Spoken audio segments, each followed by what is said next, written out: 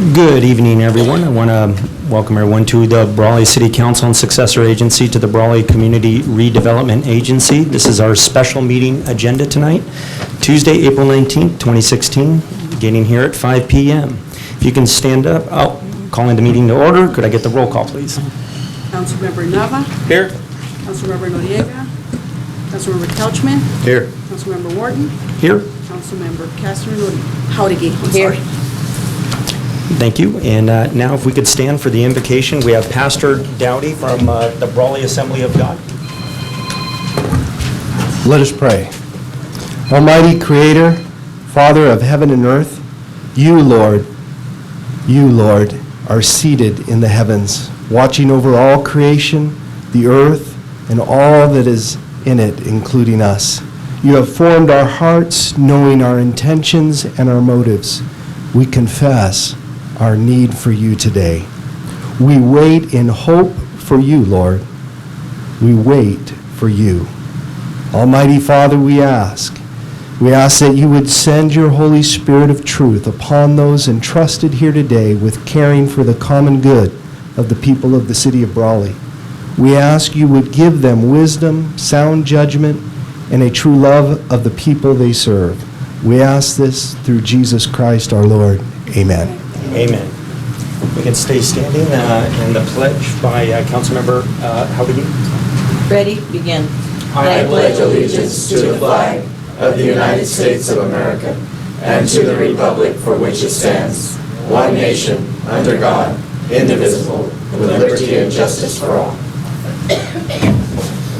Thank you very much, Pastor, for the invocation, and thank you, Councilmember Howdigi. Move on to our first item on the agenda, item 1, approval of the agenda. Do we have a motion to approve? So moved. Second. We have a motion, we have a second. All those in favor? Aye. Any no votes? No abstentions? Motion carries. We'll move on to item 2. Item 2 is our public appearances and comments. This period is not to exceed 4 minutes and is the time for the public to address the council on any items that are not appearing on the agenda. That's within the subject matter jurisdiction of the city council. The mayor will recognize you, and when you come to the microphone, please state your name for the record. You are not allowed to make personal attacks on individuals or comments which are slanderous or may invade an individual's personal privacy. Please direct your comments to the city council. And we have Mario, if you want to. Hello, everyone. Mario from the Imperial Valley Press. I'm here to briefly introduce our new publisher, Belinda Mills. She comes from New Mexico, originally of Texas, and you can ask her some questions. Hello. Welcome. Thank you, and I'm very happy to be here. And I've been in the Imperial Valley now for 2 weeks, and I'm hoping to be here for a very long time. My family's moving down here in the next couple of months, and this is where we're going to be. So if you have any questions you would like to ask, I'd be glad to answer them. Ms. Mills, were you briefed on the weather here in the summertime? You know, I have been multiple times. It's starting to make me a little nervous, but I'm coming from Las Cruces, New Mexico, and so it's hotter here, but it's a dry desert heat, so. Absolutely, yeah, thank you. We'll see how I fare. And I wanted to make clarification, Las Cruces, I made the mistake of saying Lobos, but they are Very Aggies. bad, You do very not make bad. that error, so. Right. Well, welcome. We appreciate Thank you. your introduction, and thank you, Mario, for having you here tonight. Thank you. Welcome to the Valley. Thank you so much. We'll be in touch. Absolutely. What we'll do from there, thank you for that. Let me go ahead and move to A, and then anybody else that wants to, yeah, sure, come on up. Do I just state my name? Sure, just state your name if you could. I am Ronald Escalante, speaking on behalf of Mr. Flores from the Brawley High School Civics Department. We want to inform you of our engaging assistance on helping the drought in California. So we have a picture, if you like to show how we are assisting the drought by saving and conserving water through our classroom and throughout all his periods. We're all pretty much trying to save water in our household so that we can help the Imperial County and the state of California. Thank you. Thank you. Very good. Thank you for coming up. And Just for those of us in the public here, Mr. Flores' class, you see many of his students back there. They do participate in our meetings, and we always welcome them, and thank you for that comment. Do we have anyone else here from the public that would like to come up and make a public comment? Yes, sir.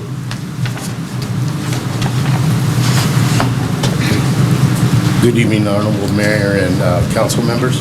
My name is Mike Morales. I'm the business representative for the Republic Services as well as the employees here at City of Brawley. I'm with Teamsters Local Union 542. And I just wanted to share a little bit of information with you. And this is in regards to the Republic Services or Allied Waste company that we are, like I said, representatives of the employees there. And I just wanted to briefly inform you, I did speak briefly with Roseanne, I believe it was this Monday or last week Monday, about this issue. And the Republic Services employees have been working on an expired contract that expired 31st of December of 2015. And since that time, we have been meeting numerous times trying to negotiate another contract. And now we're here in April. And so we're down to the last straw, if you want to put it that way, to where we will be meeting on the 28th of April, once again, and this time with a mediator. And what I'm here is to request your support, but also to inform the City of Brawley that hopefully not, but there is a possibility of a work stoppage. Okay, and we're trying to do everything we can to avoid that. And like I said, we're down to the nitty-gritty. This will, on the 28th, I believe, if we're don't come to an agreement, it's quite possible, depending on the movement that happens in that particular meeting, we might extend the contract further so negotiations can continue on. As the business representative for those employees, and because the City of Brawley is a customer to Allied Waste Republic Services, I thought it was my responsibility to let you know and inform you. And with that, I also would like to request the city's support.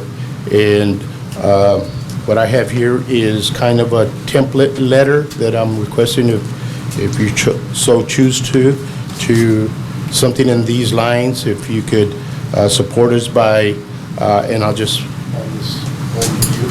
Thank you. And it's just somewhat of a template, so you'll get the idea of what we're kind of looking for. But it's in so many words, it's kind of stating to Republic, I hope you resolve your differences with Teamsters so that we will not suffer any stoppage because it could, affect the city in so many ways, health-wise and, to the public and the community. And what I'm doing is I'm going to council meetings, and I got to rush over to another one after I get done here. But that's kind of what we're doing. We're requesting your support. And there's two ways that you could do this is either get the letter to us so that we can present it to Republic Services on the 28th, or there's the address to Mr. Sternberg. You could mail it to him or email it to him, and also we ask that you CC us so we can know. But we're looking for your support, so hopefully this kind of nudges them into getting back on the table and where we can come to an agreement. Mr. Morales, thank you. And this is the public comment period, so we appreciate you bringing the comment during public comment. And if I can ask it, I don't believe it would be appropriate because we don't take action or really do anything during this period, but your letter has been received. I'm sure it's been turned in. It'll be reviewed, and we certainly hope, as we always do in these situations, that certainly something agreeable comes together for everyone, for all parties, including our citizens here in Brawley. So thank you for the comment. Thank you. Thank you for your time. Mr. Morales, sorry. just out of complete curiosity, how many times have you met with have the groups met since the contract expired? Just off the top of my head, because we have been meeting since January, I would roughly say about 8 times. Thank you. Like I said, I did meet with Rosanna and discuss this meeting on last Monday with the hopes that possibly it would be on the agenda.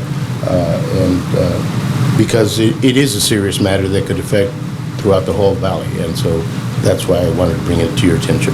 Thank you. Okay? Well, thank you very much. Thank you, for your Mr. time. Morales. Do we have any other public comment? Any other members of the public who would like to come up? And we are still in public comment. I'd like to move to, under public comment, item A here. We have an introduction. I'm going to ask our police chief, Mike Crankshaw, to come on up. Introduction of a new Brawley police officer, and I'll leave the introduction to you, chief. Thank you very much. Good evening, Mayor, council, staff. It brings me great pleasure to introduce our newest Brawley police officer, Gregory Pearson. Officer Pearson, background, graduated from the city of Vista. He attended the Palomar Police Academy and graduated in 2013. He also holds an associate's degree in social sciences. We formally introduced him at his badge pinning ceremony to a couple council, but wanted to take the opportunity to introduce him to them all. One of the things that's kind of unique with Officer Pearson is that he spent the last 6 years working in the Best Buy store. And yes, to answer the question, it was the Geek Squad.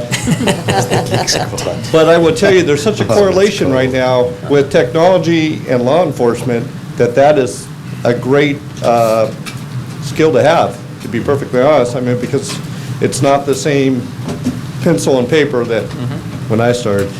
Another thing that was kind of really neat to do is that Officer Pearson's father is a retired Carlsbad Police Department officer, and he had the opportunity to pin his son, or the badge on his son.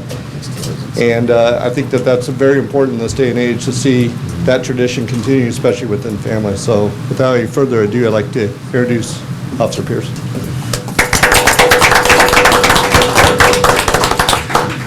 Thank you, everyone. It's nice to meet you guys. This has been a dream come true to be a police officer, so I'm just excited to get out there and serve the community of Brawley. Thank you again. Thank you very much. Fantastic. And Officer Pearson, if you don't mind standing there, we'd like to make some comments if you could. And if I can start off, hearing that second generation, that's just fantastic. And we're very excited that you're starting your career here.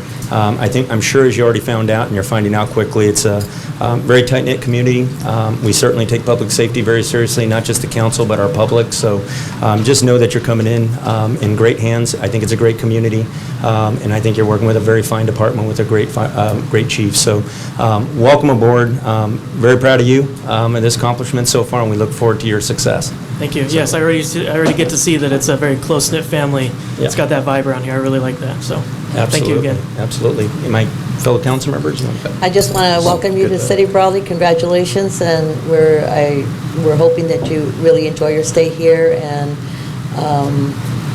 are able to enjoy all the community events that we put on and learn everything that's going on here in Brawley. Yes, Thank ma'am. you. I look forward to it. Officer Pearson, I wish you well and congratulations, not just to you, but your family as well. You're in good hands, not just with the chief, but all the family over at the police department and the city staff and the residents here in Brawley. So I wish you well and a lot of success. I hope your time here is productive, and I know it will be. And I like your hairstyle. I think It's a common theme in the police department. That's true. So congratulations again. Thank you again, sir. Items that apologize for missing the earlier ceremony when you received your badge. I was out of town, but good luck and stay safe out there as much as possible, I guess, under the circumstances. But good luck, and I know you'll do well here. Thank you, sir. Thank you, Officer Pearson. Appreciate it.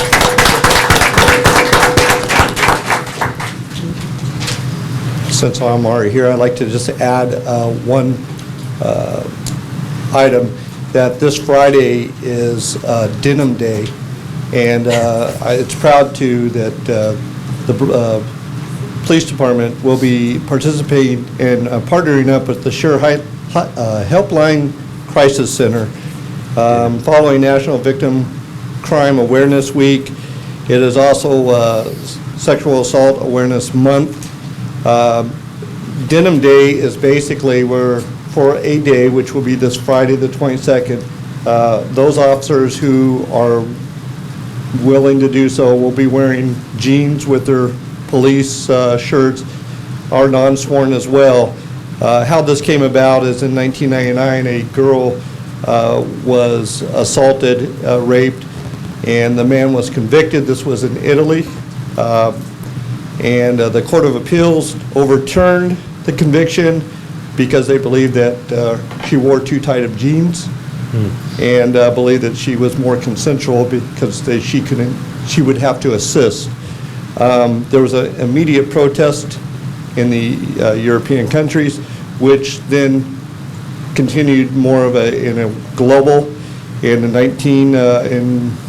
believe it was in 2009, Los Angeles Police Department and other community groups started supporting this, and now it's a national campaign.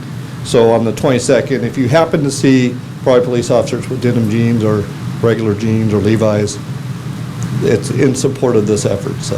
Super. Chief, thank you for keeping our department in the forefront on these type of days. So especially the awareness, education, we're real proud to talk about that, some of those accomplishments at the state of the city, but this is just another example, so thank you. Yes. Thank you, Chief. Thank you, Chief. Thank you. Thank you, very good. And we, folks, members of public, we're still in the public comment. Is there any other public comments? Seeing a little movement, but none moving this way. We are good. We'll move on. So we'll move on to item 3. This will be our consent agenda. And before I move on to the consent agenda, I was made aware that there may be some changes. Councilmember Howdegi, something in the minutes that you found? Yes, in the minutes of, let's see, page 35, which are from the meeting of February 2nd. And item, see, on page 35, where it talks about the following individuals provided comments to oppose the project, and that's in reference to the One World Beef. It has Ryan Kelly, County Board of Supervisor, number 4, and I believe that is incorrect. I believe he was in support of Thank you. I would concur. Yeah, I think so. Good find. And so I would make a motion to approve the consent agenda, making the correction to the minutes. we have a motion. Do we have a second? Second. All those in favor? Aye. Any noes? No abstentions? Motion carries. Consent agenda. We move on to our regular business.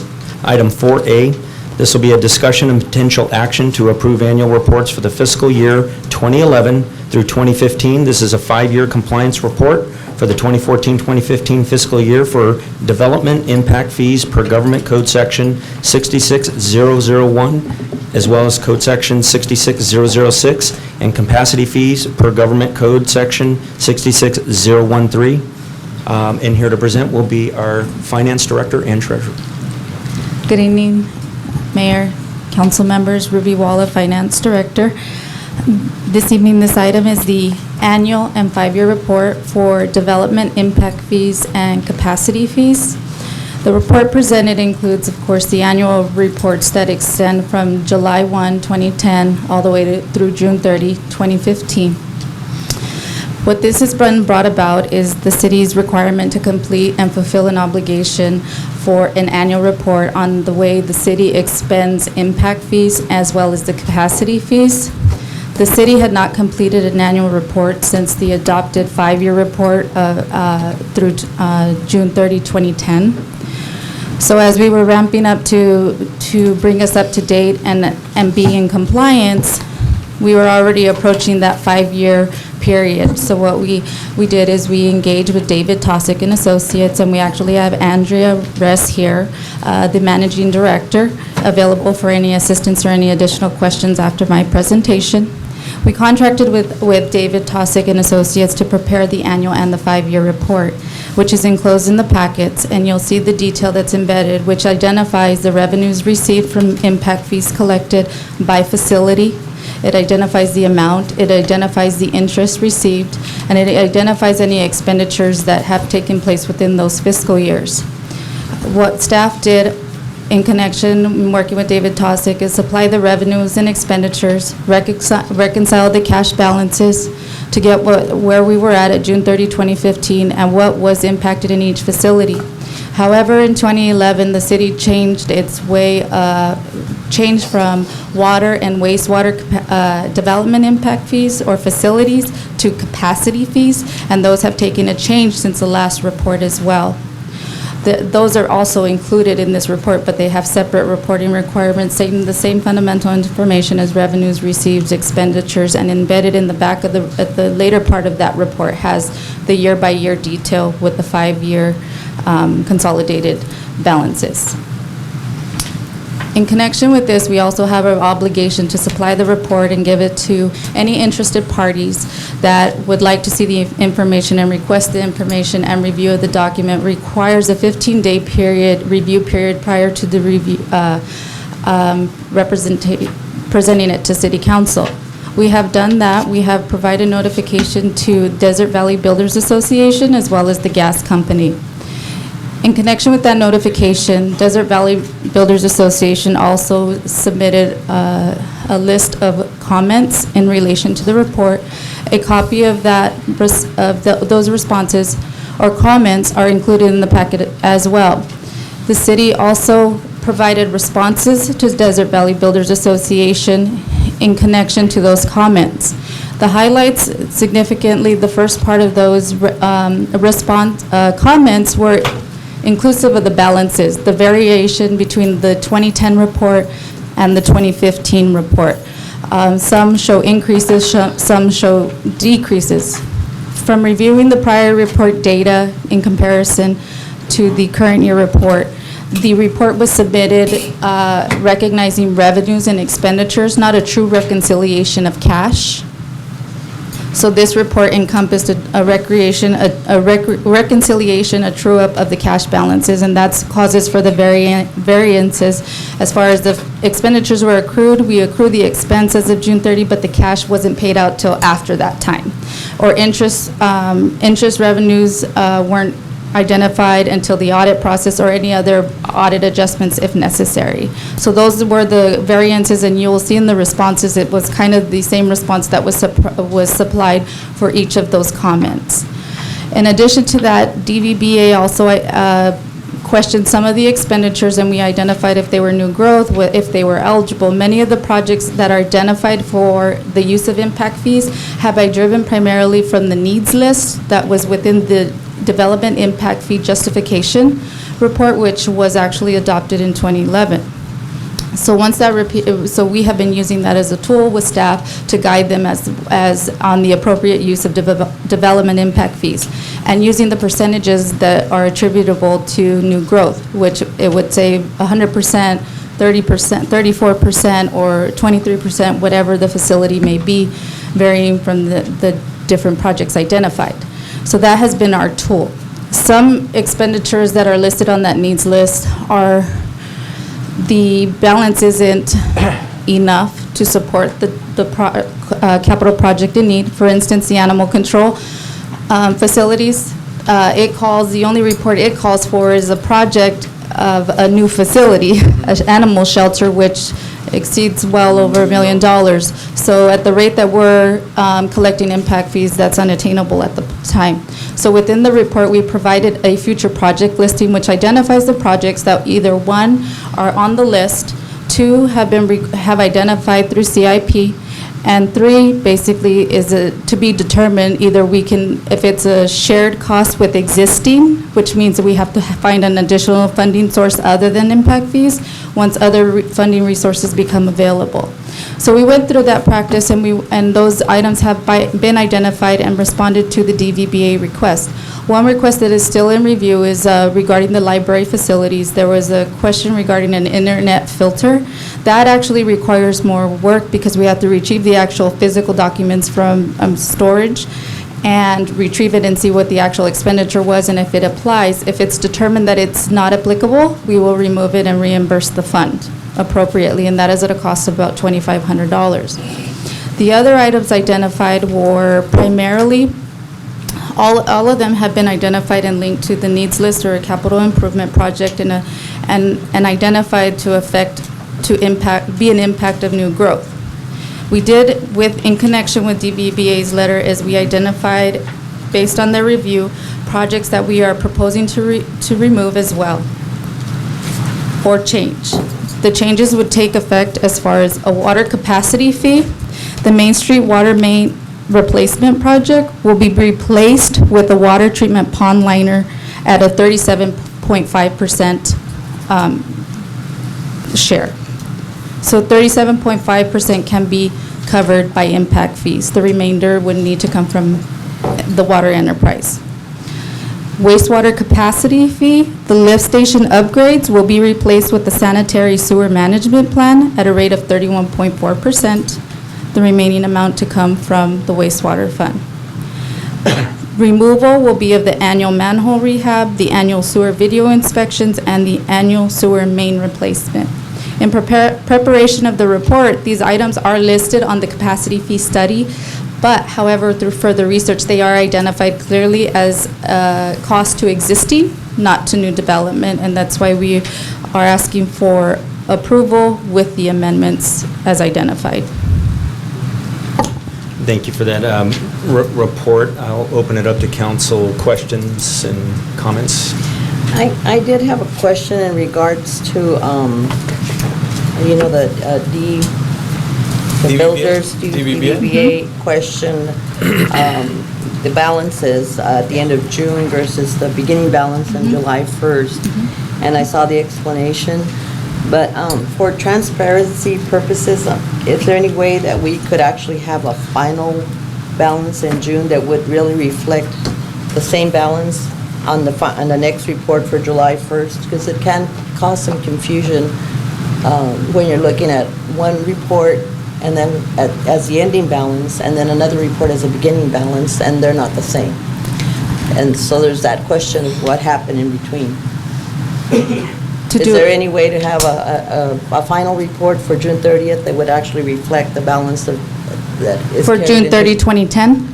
Well, on the report, they questioned June 30th, 2015, and then July 1st, 2015 shows a different balance.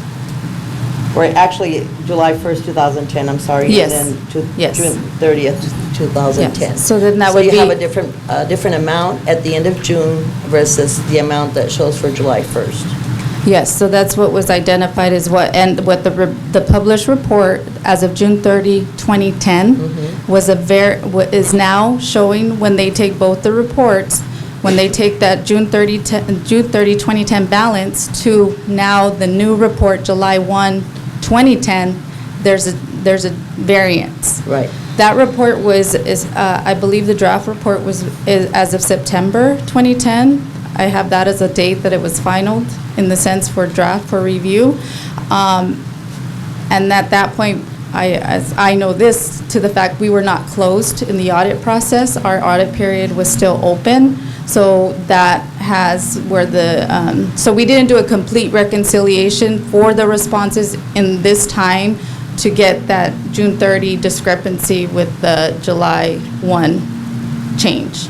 But, I mean, it would take, I could prepare it. Well, I'm just saying because that is questioned, and if the public were to look at that, I think they'd have the same question in looking at the two reports. Usually, if you have a balance at the end of June, and it should be the same balance, Correct. beginning balance on Correct. July 1st. Correct. So is there a way that you could have a report with the final balance actually As of June matching? 30, 2010? Yes. If I may, Am I being clear I here? think the core question is the lag time between closing books for 6:30 and 7/1, and I'm not sure there's the ability to close the gap because of the time it takes for an audit to be performed. It's not performed with final numbers available as of 6:30. It's after a period has transpired looking backwards and those are the adjustments that are reflected. So I think the core question Councilmember Howdy is asking is it possible to have final figures available for 6:30. That's what I'm asking. Well, because anyone that would pick up the report would have the same question. My only comment, but I think it's explained in the city's response. Am I not, I'm understanding it pretty clear here. The reason for that difference is clearly explained here. In preparing the current annual 5-year report for this period, a complete reconciliation of cash balances on hand for June 30th, 2015 was prepared and reported. In review of the prior detail and working documents, revenues, expenditures were accrued. The balances do not show the effect of the cash paid out of the fund into the fund, which causes the fund to increase or decrease. So am I to... So for example, well, the way we process at the fiscal year end is that we try to capture all the expenditures that take into account as of June 30. So projects are going. We actually have a service that was provided to us or anything that we expend as of June 30. So now we need to wait to be invoiced, and usually invoices come in July. So the invoices are dated June 30, and when we record them into the system, because we want that expenditure to hit in the period it was supposed to take effect, we backdate them to June 30. However, we're not paying it out till July or August. So cash, because what it's asking is an update of cash. What is the cash balance on hand? So as of June 30, that is the true number of cash on hand. What happened in the prior report, I don't see a true reconciliation of the cash. And that was as the start. And I can honestly say, I came in at the last year of that report, and the prior year's numbers were already prepared, and I provided the same information. So that's how I know that I supplied revenues and expenditures, not cash. I just want to avoid any questions like the ones we got from BBDA for transparency and clarity for the public. Correct. And Because this is a public document. Absolutely, Right. and their response is absolutely So however we can typical. explain it, you know. Yeah. Right, and our goal, this point moving forward is that, and I should have covered that earlier, this point moving forward, we have our obligation to complete this report on an annual basis. So my schedule is now providing council with the impact fee on an annual basis rather than trying to make up 5 years and embed it, rather than making more streamline the 5-year process when we're required to do that. So these balances will carry forward.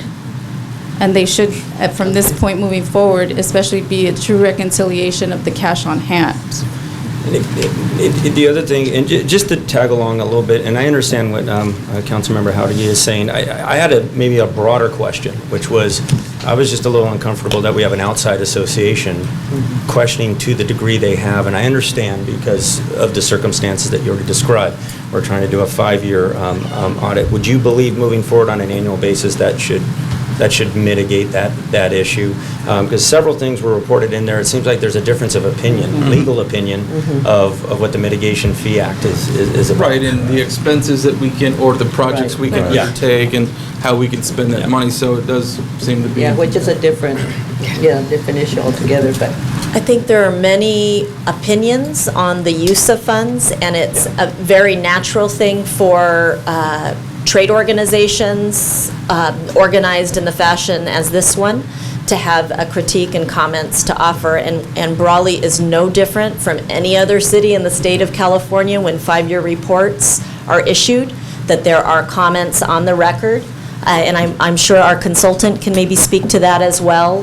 This isn't a highly unusual set of circumstances where we have an obligation to review the comments and determine if there are any merits to them, but it's a natural outcome that some of them will result in changes and many of them will not. Super. And then my last question, you mentioned the library was one example. I think it was that filter. You had to go back and do some backtracking. Obviously, with more of an annualized audit process, that should pretty much, in my opinion, would that clean that up and those kinds of details? Correct, because now it would we would have the documents readily available to us, and we're in schedule to actually have our audit prepared earlier this year, which would help with that as well, to bring this back, because it needs to come back to council for review and acceptance by December 31st. So our scheduling is to have it to council and available to the public well in advance of that, to meet and keep it on a regular schedule. That way, the annual report obligation can be fulfilled. And then once we have the 5-year report, it would be an easier process rather than trying to catch up and trying, I was after staff, trying to identify the projects and working with them as well. So going back 5 years just takes a significant amount of staff time, and staying on track with an annual would just save the city a lot of time. Thank you. Do we have any other comment or questions? Council? None, seeing none. I guess with this, we are looking for an action, so do we have a motion? I would make a motion to accept the reports as prepared. Second. We have a motion, we have a second, although, before I call for that question, go ahead. Just want to note that staff recommendation is to account for potential changes to the needs list, and as a clarifying question, does the motion intend to reflect those changes or to go with the report as presented? I make a motion that we approve the report as prepared. So if that's inclusive of that, if it's not, then I'm making that motion. So, do we still have a second? Yes. Do we understand the motion? I need clarification. I'm not sure what we're... So the report as prepared, we have comments on the record from Desert Valley Building Association. There were over 30 comments presented. There are approximately 4 or 5 that resulted in adjustments of future projects being swapped for other eligible activities. So we reviewed the merits of their comment letter, and as a result of the merits of their comment letter, we are suggesting a number of adjustments. But isn't that contained within the report that's provided, just the backup material? Okay. Correct. Yeah, I'm sorry. Then I would include the items. I would take back my motion, if I could, please. I'll make a new motion to approve the reports as prepared with the adjustments to the original report. I'll still second. Okay, so we have a motion and a second. Unless there's any further discussion, all those in favor? Aye. Not in favor? None, seeing none, no abstentions, motion carries. Thank you. We will move on to item 4B. And item 4B will be a discussion and potential action to suspend any further development impact fee and capacity fee increases. And while he's preparing, I'd just like to apologize for being late. I had something going on, so sorry, personal. Okay. Thank you, Councilmember Noriega, no problem. We hung in there, but we're glad you're with us. Good evening, Honorable Mayor, council members, Gordon Gates, Planning Director. Back in February of 2011, the city adopted a new schedule for impact fees. Rather than implement them all at one time, the council wanted to implement them in phases. There were 5 steps to the water and wastewater capacity fees. There were 3 steps to the impact fees. We're through now 5 years. On the regular schedule, they would have been fully implemented in 2015. Things have changed since that time. Obviously, the beef plant has closed. There are other needs that have to be adjusted. So at this time, we're recommending that we suspend the fees at the current level until a new capital improvement plan can be performed by Public Works, and then that's our basis for a new study for our water, wastewater, and development impact fees that we can renew sometime within the next, like I said, last time it took approximately 18 to 24 months. Understood, thank you to our director, and if you can stay right there, and I'd like to open it up. Do we have any questions on this item? I'd like to open it up to council. I don't have any. Just a clarifying comment question. This is just due to the fact that they're aged and you need really a nexus study or some other. Right, yeah, we need an updated legal defensibility for the fees that are in. Well, because, you take the improvements from your capital improvement plan and you kind of transfer them over, divvy out the costs based on what you're projecting in the development. And so it just needs to be updated because, times do change. It's typical to update, at least review them. Actually, it's mandatory to review them every 5 years and see that they're still gelling with the previous improvements that you have. The capital improvement plan is good for 10 years. But with the beef plant going away, that it's a significant enough change. I believe what the consultant was inferring, that we need to redo the studies to keep up with legal defensibility of our fees. Thank you for that clarification. So the motion would be just a suspension of any further development impact fee and capacity fee increases until new studies have been produced, or along those lines. Okay. That's my motion. I'll second. We have a motion and a second, and I have one further question. Just as we do move forward, typically, how long are those studies? Once we do take the council action to move forward, does it take a year? Does it take A 6-month window is likely. I would recommend to council that we secure a new Public Works Director and have it be a project. It is typically led by our Public Works personnel because of the crossover of many of those topics with water and sewer, streets, et cetera. So with the transition underway, I think it's likely that the 18-month timeframe, and we'll have to also update because of the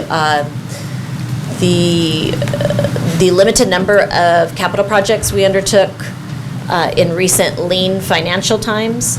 We stopped updating the capital improvement plan because we weren't taking projects and completing them. So it made more sense to focus on the few projects we could deliver with the funds available as opposed to opening up the list of possibilities. So we have a number of documents to update. Some of the work will be performed in-house, but we will very likely utilize outside services for the preparation of the primary study that is the Nexus.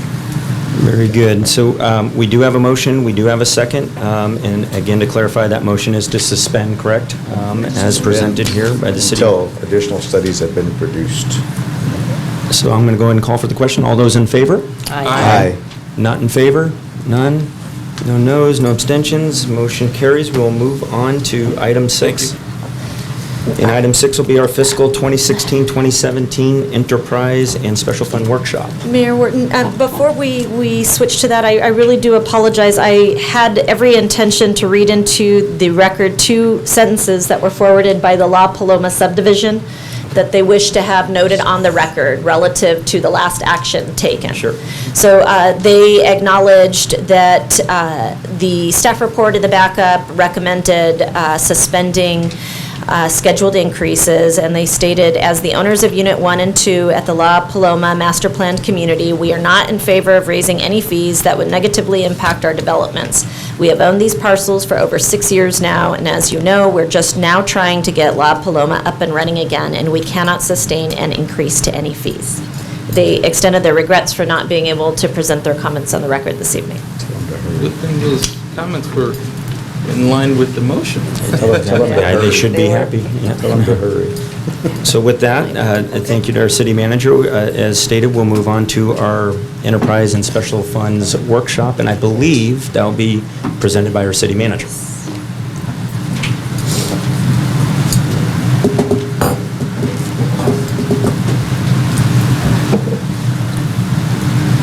I have a presentation for you.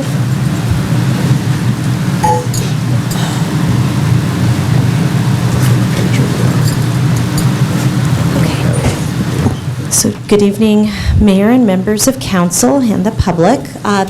Tonight's item is really a hope for feedback and a review of programmed activities that are scheduled for carryover into the next fiscal year. As you know, our budget process kicked off with strategic planning and was followed by the general fund workshop. And now tonight's topic is looking at the funds that are part of our city operations that have a specific purpose. So we refer to those as our enterprise and special funds. They have restricted use, and you'll see as we run through the project lists and potential changes how these funds are proposed for utilization in the upcoming year. So we span a lot of topics. Generally speaking, it's water, sewer, streets, airport, community development block grant money, and a number of other special funds that we utilize in our operations. So as stated, we have more than a dozen funds that are in play, and what I hope to do today is focus on the big picture. What we find a lot of times with these enterprise and special funds, the dollar figures are larger. And so you'll see many of those referenced in the figures that are presented to you this evening. We are trying our best as a general rule of thumb to keep operational budgets constant. We're looking at priority areas, recognizing that our needs greatly outweigh our resources. So we're trying to address chronic challenges and complete carryover projects. And we're always aiming to maximize our staff's capacity to execute projects in-house. Okay, so a lot of these projects are going to be familiar to you. We have, funded by the gas tax, a safety and security lighting project. This is on the plaza. Our intention is to deliver Phase 1 and Phase 2 in our next fiscal year. Those two figures combined are $610,000. You may recall this will leave unanswered our final solution for the Main Street portion, and that will be left to a future phase once the council decides on the ultimate configuration. We also have our small-scale downtown beautification project that is located just north of the Brawley Transit Transfer Station. We are proposing to carry over the $10,000 in addition to a $5,000 increase. We have since the original concept for this project, we do have a public art installation that is contemplated. The artist that constructed many of the features outside of Anza Borrego State Park has been contacted, and North County Coalition for the Arts aims to raise a match to this of approximately $15,000 to include a public art feature. The intent still remains from the city's end to include lighting in, xeriscaping in this particular area, and it will also include some uplighting and permanent footings for the art piece as it's installed. Lastly, in this slide, you'll see a preliminary engineering report. You may recall last year in the budget process, there was a project that contemplated street lighting between Eastern and Best on Main Street. So this would be our easternmost leg of city limits, just west of Lucky Ranch. And we have yet to perform that preliminary engineering report, so we recommend that for carryover. We now are eligible for the maintenance funds for our transit station. Those are programmed at $36,000 per year. And this is the name of the fund. When you look at our budget books, you'll see references to the fund names and numbers, and these are represented in that fashion. So Measure D, this is our half-cent sales tax. We propose to utilize these funds for pedestrian crossings and replacement of the illuminated crosswalks. As a reminder, these are our two crosswalks at our two school sites, Witter and school sites are Phil Swing and Witter School, in addition to Legion in front of the hospital. You may recall some weeks ago, our former Public Works Director indicated that a new solution was being proposed. These are the flashing lights, and so we're going to try one as a test run at Phil Swing School. And if that is in fact a fit as a solution, we'll proceed with placement at Witter and on Legion in front of the hospital. We also plan to proceed with implementation of a second year of a striping project. And unfortunately, we did not get to one this fiscal year, but aim to carry it over in the next year. Next up in our lineup of roadway projects is Phase 11, and that's just under $2 million programmed for next fiscal year. And so those are shown in this figure. Palm Avenue is actually a different pot of funds. You'll see it in a subsequent slide.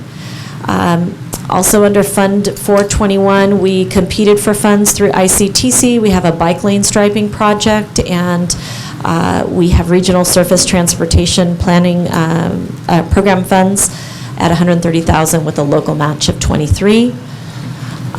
We have our La Paloma subdivision improvements. This is a topic that will come to you at the next city council meeting, where you'll reevaluate the priorities that have been established for the use of those funds. We also have our South Palm Avenue rehab, which is funded the bulk by the Regional Surface Transportation Program at $650,000 with a local match of $84,000.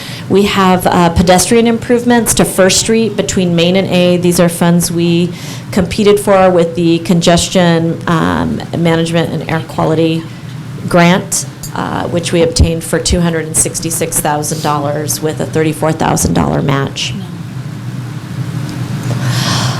These may look familiar from our prior discussions before council, and these are various pedestrian and ADA improvements. One is on B Street between 8th and Cesar Chavez at $150,000, and the other is includes ADA improvements between 6th and Main to be accomplished at the same time, estimated at $50,000. Wow.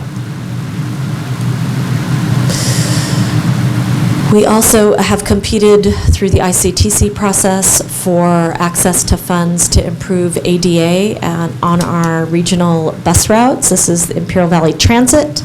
We are 100% grant funded with anticipated improvements at just over $500,000. We will also be proceeding with additional ADA improvements for our Gold Line. This is our circulator shuttle that runs within our city limits only, and we also obtained that 100% support at $426,000. So we'll be carrying those over into the next fiscal year. So on the water fund, just generally speaking, when you step back and look at all of our funds at the city, there are two funds that we really struggle the most to keep healthy. And one of them is the water fund, and I'm going to walk through a number of projects that are proposed for the water fund. The other is our general fund, which we've spent lots of time discussing at various public meetings here in the city of Brawley. So I'm going to begin with what are anticipated to be improvements needed at the water plant. And I want to share with you, we do have our personnel here today, our chief water plant operator, as well as our operations division manager, to assist with any highly detailed responses relative to these. But what we're beginning to see is some needs at the water plant property to invest in replacement features. And some of these have already come to council this fiscal year, and additional improvements have been identified. I'll share with you that the list is much larger than the dollars available. So what we are proposing are highest priority needs. But there is one project I want to bring to your attention and kind of keep in your minds with future improvements that need to be considered at our plant. So the first is replacements to the liner features at the spent backwash storage area. And this is a project that's already been awarded this fiscal year, but it will run past July in terms of the construction period. So we carry it over into the budget for next year. We are also proposing that some components at these ponds be replaced. And I want to share with you, this is only the cost of 50% to the components. So we'll be coming back to you at another date with the other half of the improvements, but we do propose a $250,000 project to replace a portion of what is needed there. The airport water storage tank reservoir, you may recall this coming to you this fiscal year. Again, this project has been awarded. We are anticipating that it will continue through next fiscal year, or a portion of that first quarter or so. And the $434,641 is the actual award amount, in addition to the contingency that was authorized. So that's proposed as a carryover for Fund 501 that's intended to get us up and running, back up and running in that part of town should a large industrial user make its way into our city. This is also a familiar project to you. This is our water line replacement projects, and you might recall that we bundled multiple features. These include Main Street as well as 2 areas in the city that have experienced chronic breaks and difficulties, which are identified as on I Street between 3rd and 8th and on First Street from Main to A. I will share with you that one of our struggles with this project is that our estimates are looking to be well in excess of $2 million. For the time being, we would like to propose this project as a carryover into next fiscal year, but we recognize that the estimates that are prepared are significantly greater than the $2 million provided, and we will be bringing some options to the council in the not-so-distant future about how to address that gap, whether it's a change in scope, if it's a delay for a year, or any number of alternatives that might allow us to accumulate the capital necessary. We are also proposing year 4 of a valve replacement project. You may remember our city engineer coming forward with photos of very, very aged valves throughout our city, and an expressed desire in continuing to replace these so that when we do have breaks, we can get control and isolate the areas affected. So year 4 of the valve replacement is proposed at $100,000. These valves run approximately $25,000 a piece. We are also proposing rehab of the water distribution pumps at the water plant. And this is another one of those phased approaches. We would love to address both phases at the $300,000 level, but the fund does not support that level of investment. And when we look at the other improvements that are proposed, it would be a value, even if we could only complete half of the project, it would be a value to the facility to upgrade. And then lastly, the raw water storage reservoir. Now, there are 2 raw water ponds on Willard when you're driving along the face of the western face of our water plant. You may recall last year our hope was to accomplish the lining replacement of these 2 sets of ponds, but due to the dollar values involved, they were far, far greater than originally anticipated. It was the city's decision to move forward with other ponds that also needed attention at a much lower cost. So we placed on hold these liners being replaced.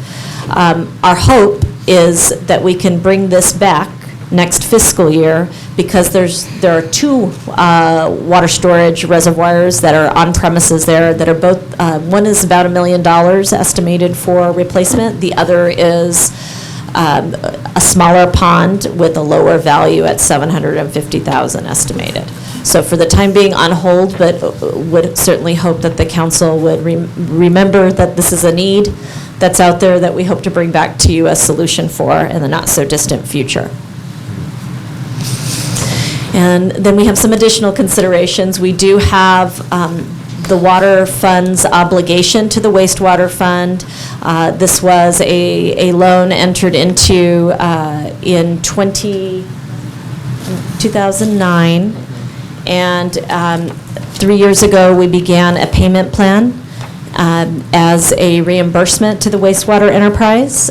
We are obligated to make the wastewater enterprise whole for the loan that was given, and tried to come up with a reasonable repayment plan. So some additional considerations for the council that are not built into our budget assumptions this next year are payment 4 of 15 to the wastewater enterprise. You may also recall that the water bond refinancing we recently brought to you for action, there was the potential for an additional payment to be made. So one strategy that we're looking at in trying to stretch those dollars as far as they could possibly go is perhaps the savings from that bond. Instead of making the ambitious extra payment, instead it would be to make the payment. But that's an obligation that you have the option to suspend, but we hope to stay on the payment plan so we can just slowly reduce that obligation on the books. And then lastly, just don't want to pass up on the opportunity to remind you that we are still working to resolve issues with the FAA regarding two properties that, or two uses that are on the airport property. One is the water storage tank reservoir, which we have been encouraged to begin paying rent for, and also the fire station. So the difference between those two would be the fire station would be a general fund obligation, and the water storage tank would be a lease payment from the water fund to the general fund. We have yet to have articulated to us that we must initiate payments, but we know it's something that's on the horizon that's very likely to come our way in the not-so-distant future. Okay, so on to wastewater. We are proposing to carry over 2 professional services related activities. These are our biosolid study. The council may recall that our plant produces Class A fertilizer, and we need to, in order to use that commodity for all of its value, a biosolid study is necessary to characterize what is there. And I can tell you right now. I can tell you. George could tell you. I don't need to he's study the for expert at it. 70,000. we also have increasing regulatory focus on stormwater management, and we have a carryover of technical assistance relative to stormwater that we're showing at the $60,000 level.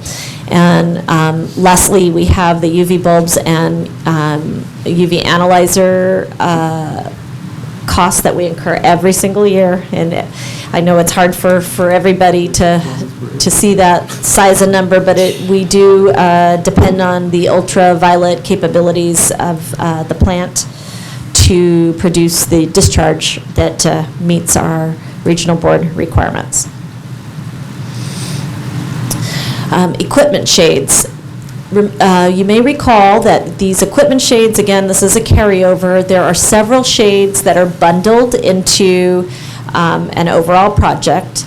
These include the shading of various structures at the wastewater treatment plant to protect equipment that is installed. And we've bundled that project along with a shade at the space that our mechanics work in at the Public Works Yard, in addition to a shade structure that blew over in a mini tornado that hit the Lions Center pool. So the carryover of equipment shades, the portion that's carried by the wastewater enterprise, is estimated at $710,000. We are at nearly complete with the design, and this project is in line to go out to bid along with a number of others. Our manhole rehabilitation project, this is work that is annually carried out, but a much larger project that was supported by the Community Development Block Grant that we competed for.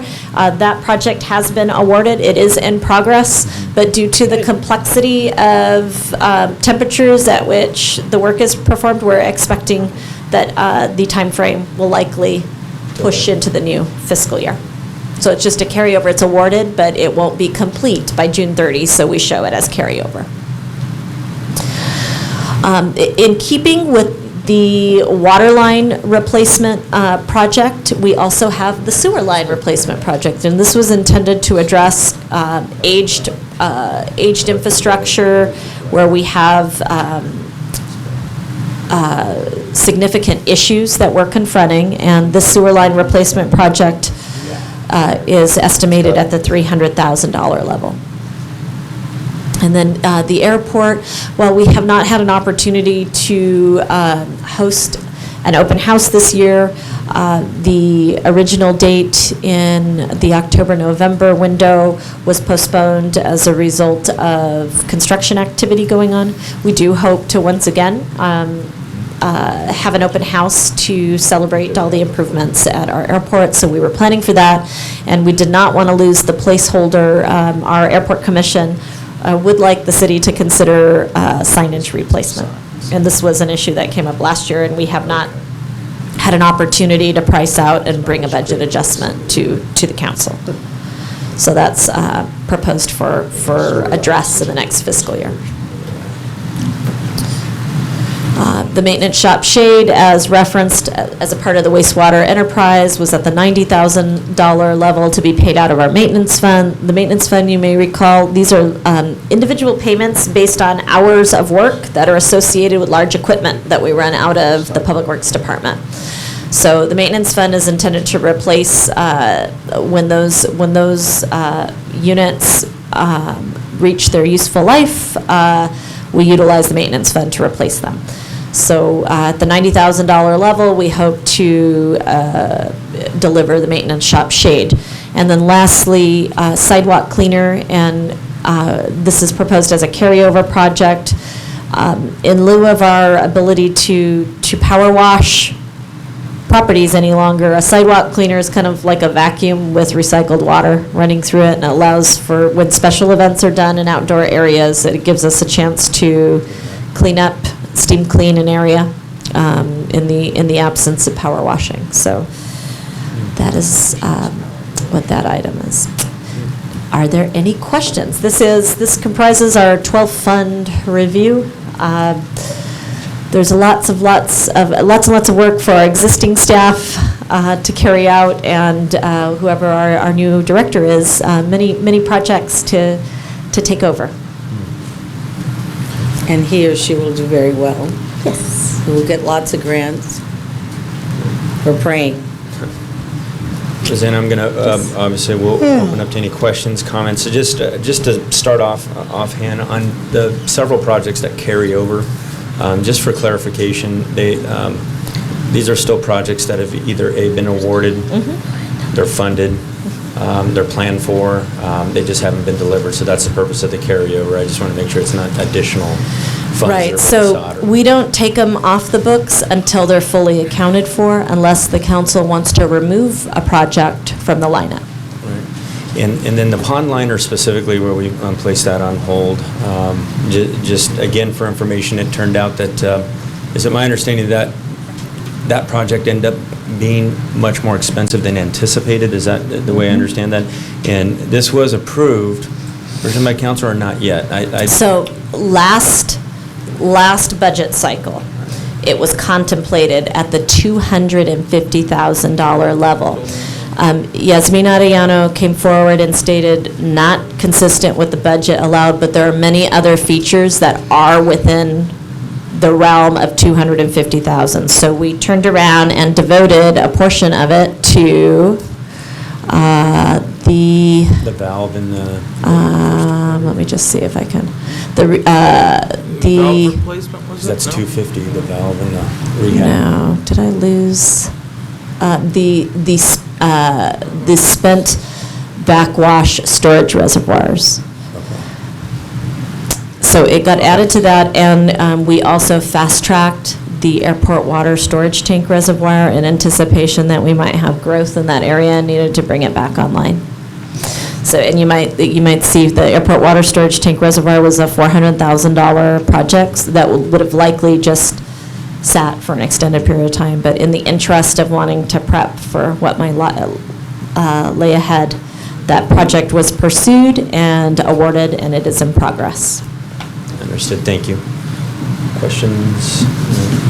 I don't have any. I have one.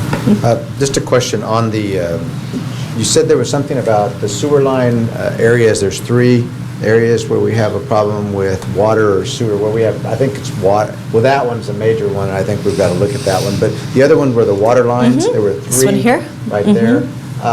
and we don't have enough money to do all of them, are we planning to come back with some kind of options to us as to what we will do or what's most important to do? I mean, I'd rather see us start the repairs rather than put it off another year, and then suddenly it builds up to the point where we really have to do something. Whereas if we did a portion of, do one a year or something, so that we can get that out of the way, I mean, that would be my hope. So our estimates are at just over $3 million to accomplish all three of these areas. Okay, so it's $1 million per, no, The majority of the cost is in the Main Street area. okay. So one of the ways that we could approach this topic, and all of it would involve council direction and council action because of the scale involved, would be talking with council about the potential scope changes and whether or not phasing the project makes more sense, foregoing a portion of the project. But the problem with phasing on Main Street is you're going to tear up a portion of Main Street, you're going to replace that line, then maybe the next year you're going to come back and tear up another portion of Main Street and replace that line. Correct. Rather than doing the whole street. And I think there's some economy of scale in doing the whole street as opposed to coming back and doing 3 or 4 separate projects on Main Street. So, I mean, those are some things that we have to weigh as a council and you have to weigh as staff as to how we want to accomplish that and what's best for the public, but also what's best for us in terms of in cost and inconvenience and everything else that goes along with that. So that's something we would like you to look at and maybe come back with something. What's it going to cost us in the long run if we delay it and do portions? And what's it going to? But we have to look at there's some other costs involved with that. And then what happens if we just decide to do just that one project or something like that? And we'll deal with the water breaks as they occur until we have enough money available to do the other project. And if I could add just a comment to what you're saying, Councilmember Couchman, I think that's been an issue, at least since I've been on council, is that we're constantly patching work up. And so, it's never, we need to look ahead a little further, and even if it's significant cost. Because, for example, we've had street improvements where we repave and then we're having to make improvements right under, several months later. So once you rip up the street, it's never going to be the same, ever, until it's redone. So I understand that line of questioning, and I would agree that we need to have a further review. And maybe for me, it's better to do a complete project, get it done, and then not worry about the rest of it. Right. And then do that as we move along, instead of trying to do partial projects, and hopefully that makes sense. But I mean, We'd certainly love the chance to deliver all portions of the project if we could find a way to financially accomplish it. So. Rosina, just speaking of that time, I'm going to go back further to our last workshop discussion, the general fund workshop. There was some discussion on our part. I think we had presentations from all our departments on kind of the wish list. And I know in a very short period of time, we can't come up and start figuring out exactly how we're going to pay for maybe all those items or some of those items. But just in the course of this discussion here with our special funds, it appears to me there's a lot in the queue and there's quite a bit of carryover. And I think something we need to be mindful of as we kind of get toward the finalizing of this budget or going through this budget process. It's not just the money, but it's our staff's ability to deliver these projects, right? To get them done. We have Public Works, right? I mean, the director. A little bit of what I'm hearing, and I'm kind of throwing this out for discussion for council, is maybe the right thing to do for us is, in looking at some of these, is carefully weigh some of the requests that we had through the general fund discussion, and really prioritize and figure out what we can deliver, and perhaps we may have to hold back on a project so that we don't do, I think, some of what was just raised right now, where we tear up a portion of a road and then, revisit it again and tear it up again. Sometimes maybe that delay is a better, at another fiscal year is better. Meanwhile, if we really just prioritize and what are some of those general fund items that we discussed in that workshop that might be addressed here in the special funds? That's, I guess, my question is that still being looked at some of the things that we request, some of the projects, and I think some of them were something as small as we were talking about some furnishings and some improvements, but I think we talked about several other things that were equipment needs, technological needs, IT needs, etc. So is that still being looked at? with respect to these So- funds as well? Okay, relative to the types of funds, we are always trying to determine whether there's a match for special or enterprise funds with anything that's currently programmed for general fund. So the general fund is kind of protected for the types of activities that there are no special funds for. So inasmuch as we could program our activities into special and enterprise, we do our very best. And you'll see from, just going through the list today, many of our activities are actually grant funded. Large numbers, millions of dollars are running through here that are supported by state or federal agencies. I appreciate your comment to the capacity of staff to continue to push items through the queue. What we intend to do at the next regular council meeting, the first meeting in May, is do another general fund workshop for you that gives you the information that you were requesting at the general fund workshop and a proposal for how we might be able to move forward with final numbers that meet your desires and priorities as a council. The struggle is always achieving the balanced budget and humanly delivering the projects. Yeah. Rosanna, then with that, just with today's presentation in this workshop, what can we do as council? Are there some reprioritizing as to what was presented? Is this the bare bones? And your recommendation, yes. Obviously, with staff as we're moving forward with this? These are our assumptions moving forward, and unlike the general fund where we go into a lot of detail on individual entries, the funds are so numerous in this area that for the time being we assume status quo with capital projects, and these are all of the large scale. One project comes to mind that I didn't include, so I want to make sure that you know that it's there though and embedded. One of our plants requested a scanner. So, it was a minimal dollar amount. I don't think it's worthy of being brought into this session from the point of view of taking up airtime to discuss. The large scale projects were the ones that were simply identified. So there's a, as discussed and presented, I take it, a reasonable level of comfort moving forward, capacity-wise, that we can move forward with this. You have our commitment to do our very, very best. Okay. Yeah, this is what they've worked out. Making sure. Is that our direction? Yeah, going, because I know that's part of the struggle. Well, fantastic. And I appreciate, again, the return of some of those general fund items that we were talking about. I know ultimately we got to look at this thing in total, in terms of what we're part of. Any other? That's our direction. Questions, council? If there's no further with council, do we want to go ahead and give staff direction to move forward as presented here today with the special fund? It looks like we have, do we need a motion for that? Or no, just direction? I think we'll move forward to that. And I want to thank our city manager for the presentation and council for the discussion. And that'll take us to our next item. So we'll go ahead and move on from there to number 7 on our agenda of departmental reports. And 7A, we have an update from Pat Dorsey, Parks and Recreations Director, regarding Abe Gonzalez basketball court lighting. What's that? I think it's good. Roseanne. Did he need something? Okay. Watch it, Chief. Good evening, Mayor, Councilman. Do you want to wait for Rosanna, or? I think you can do we move forward. Want to continue? Yeah. If we have Okay. questions, So,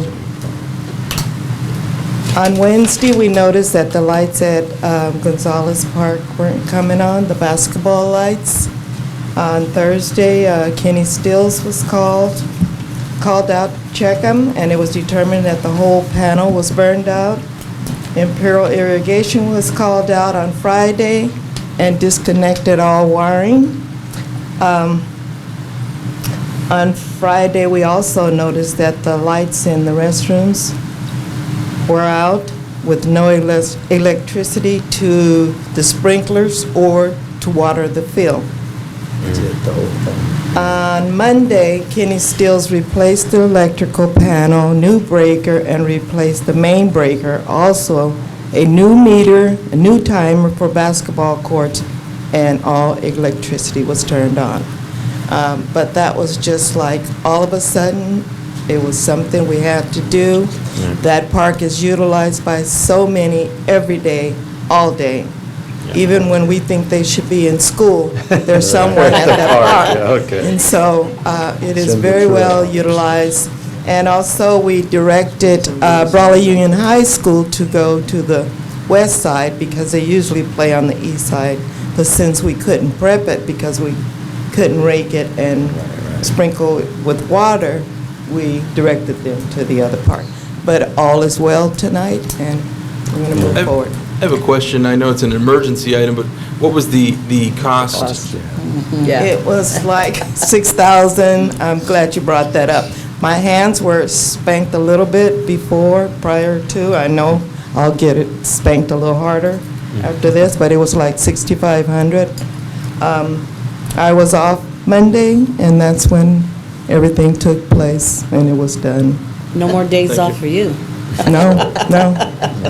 Thank you for No. that. Why did you think you're going to get spanked? Yeah. Why? Did you think I your mean, hands if it's- were- Well, I It should needs to be have, fixed. gotten some quotes. Should have gotten some more approval. It's spending threshold and, All right. Yeah, I Well, just, but it was an emergency item, so that's emergency and, excusable. Yeah. I mean, that's the way it goes. We'll Sam back you wanted up. to- thank you. You got my Emergencies are back? emergency, got your back. Yeah, I Pat, think. did Thank you, you. was there a presentation up there, or was it just a? Pictures. Oh, I- sorry. I pictures. got excited, huh? There it is. It's Little about A 30 little bit old. years Square old. D, Yeah. though. Square D is a good brand.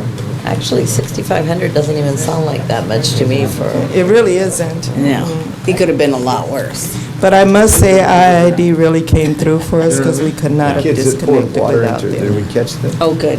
So, do you send them a thank you note or anything like that? Well, we can. That would be a great idea. Be a great idea. Yes, please. I shall. Don't you guys think so? Really? For what? What's that? Sorry, they weren't listening. Send IID a thank you note because they responded IID. really quickly, and Sure. usually they don't come out that soon, but Sure, if you'd they like. came right out, they were responsive. No problem. All right. so. Well, we agree with you on the use of the park, Pat, no Yes. question. It's kind of our pickup basketball Yes. epicenter of the city of Brawley, so unfortunately, I don't find myself out there playing pickup like I No. used to, but She wasn't here. but I know that's what it's for. Sam Maybe is out Sam, there. yeah. What? Is out there slam dunking at night? Yeah, sure. Rosanna, was there anything else on Anything this? else I you want? I appreciate the Make you department aware that report. it's a highly utilized facility, Yep. so we were concerned about complaints coming forward very rapidly, Right. and I appreciate staff putting this on the front burner. Yeah. Very good. And we told her it was all okay. Great. Not, she said she got one hand slap. We told her we'd take care of the other one. Yeah. Just kidding, just kidding. I don't know. Rosanna, I don't know just if she meant kidding. you who was slapped. Said she was slapped around. We shall. Sam's the one who's. Thank you, Pat, again. We'll move to number Hi, 8, Sam. our informational reports. Our informational reports here, starting with 8, looks like we have our attendance summary and minutes for our city boards and commissions, starting from January 1, 2016, running through March 31st, 2016. So that's been included in the packet. Are there, unless there's any discussion, I think it's informational items? None? Seeing none, we'll go to B. My mind is rolling. I know. Sorry. Record of, our next item here under informational reports will be record of building permits, February 2016, prepared by Francisco Soto, building official, who is here, unless there's any questions or comments. Those are just simply intended to show you the activity that we have from a building permit point of view. Looks good. Excellent. Unless we have any comments, we'll move on to the next item. Thank you very much for that, Francisco. Item 9 will be city council member reports, and we'll start with Councilmember Noriega. Okay, Tuesday I went to the library and they had a presenter on the book Girl on the Drain, Paula. And it was very interesting. There was about 12 to 15 people who attended. I was asked if I read the book and I said, honestly, I didn't. I was honest, but I wasn't the only one. Anyway, and then went to the auditorium for the Salton Sea discussion. I didn't feel it was very informative. I think they truly need to do a little bit better on informing the people.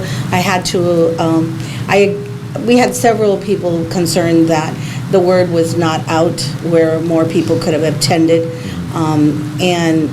and more Hispanics, because there's a lot that live out there, and, you know, they're in need of knowing what's stored in the future. And then went to the league dinner at the Infierno, and of course, everything was great. The wind was a little bit too much, but other than that, the food was superb, and the people, and you all did a good job, all the mayors.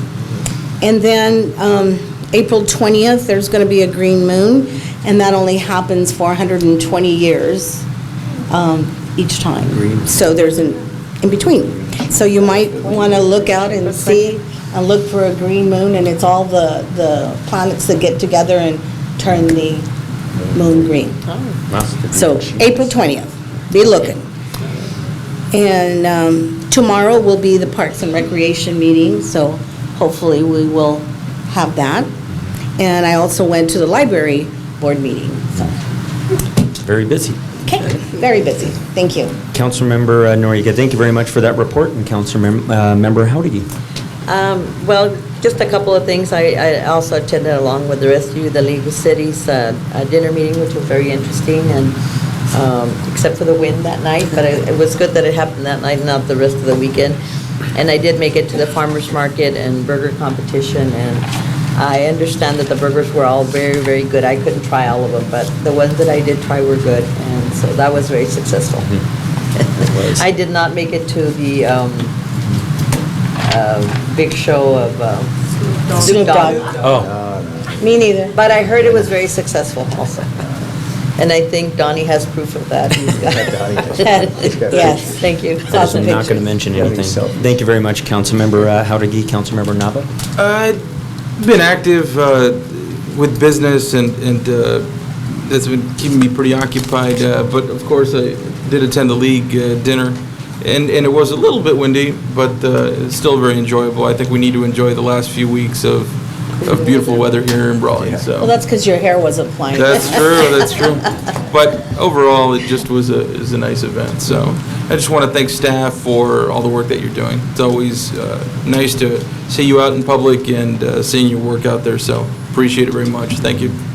Thank you, Councilmember Nava, and Mayor Pro Tem Couchman. Okay, I attended the League of Cities dinner at the Inferno, and it was a nicely well-attended dinner, I thought. The weather was a little bit too windy, but I mean, it worked itself out. I thought it went well anyway.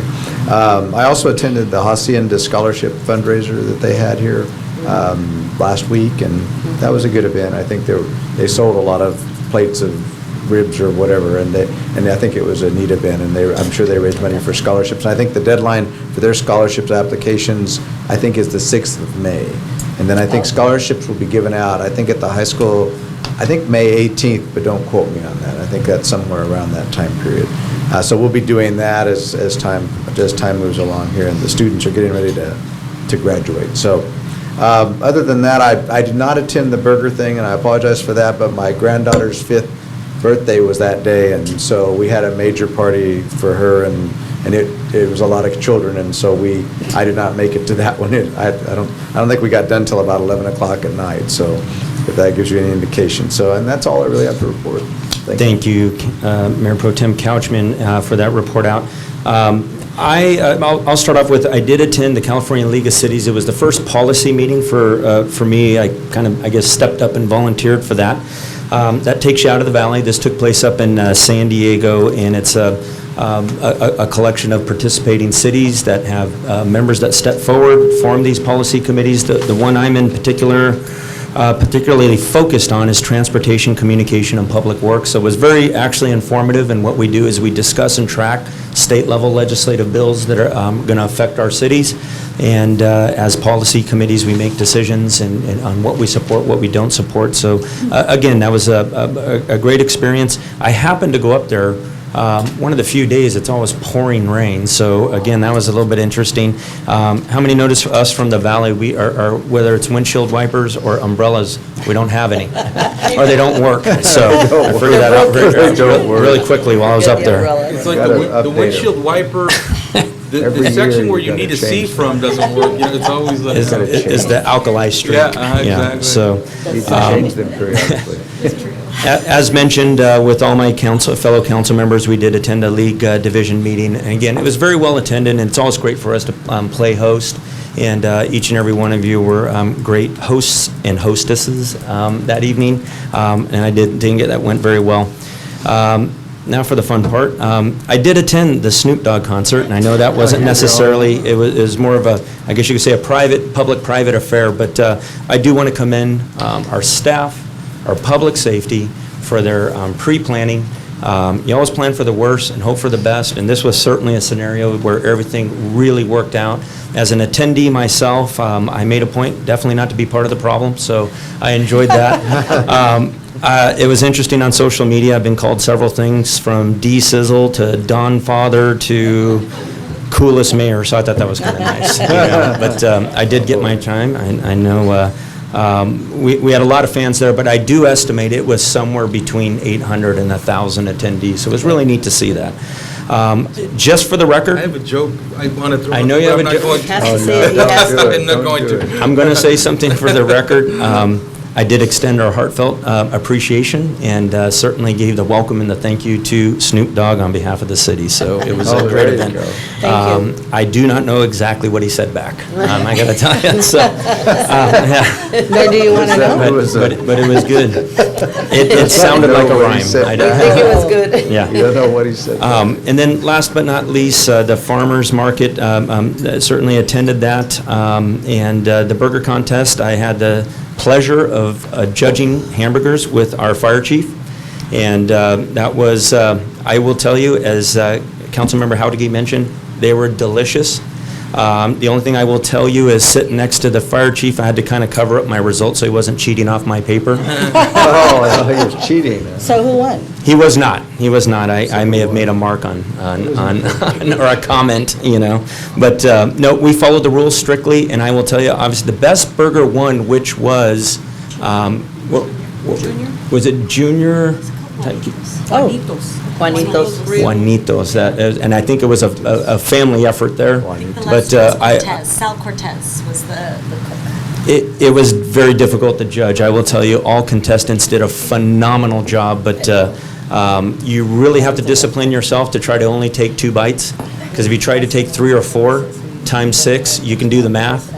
You ate a lot of hamburgers, actually, right there. So Plus all the beers you need to drink per bite. you do have to cleanse the palate. So yes. But with that, I do want to extend a belated happy birthday to Councilmember Noriega. I know she celebrated that tonight. I know there were other things and many things going on all over the town, but once again, belated happy birthday. And Councilmember Howdigate, I was going to actually get to her, and also congratulate her family and husband were part of the wonderful entertainment that was there at Inferno on Saturday night and did a fantastic job. So thank you again to all my council members and staff. We will move on from our council member reports to number 10, our city manager's report. So I just have a single announcement. I was contacted today by Sam Amen at Caltrans, and the Hoveley signal at Highway 111 is now up and running as of 4 p.m. today. Good. So he wanted to Go out make and sure check everybody that in out. the city of Brawley was aware. We'll have to take a ride out. Yeah. That's all I have to report. Very good. Thank you to our city manager. Item 11 will be our city attorney's report. Just let council know, I contacted the same receiver that did the Courtner King House and asked him to look at the scales. He said he would. He hasn't got back to me yet, but we'll keep you updated. Very good. Thank you to our city attorney. Item 12, you have a question? I have a question, yes. I think there's two houses, they're abandoned and stuff. Are we working on those, or? We have updates for you in closed session today. Okay, thank you. Very good. And if no further with our city attorney, we'll go to our city clerk's report. Nothing to report. Nothing to report. I want to thank everyone. That brings us to item 13, which will be closed session, which we will move to next.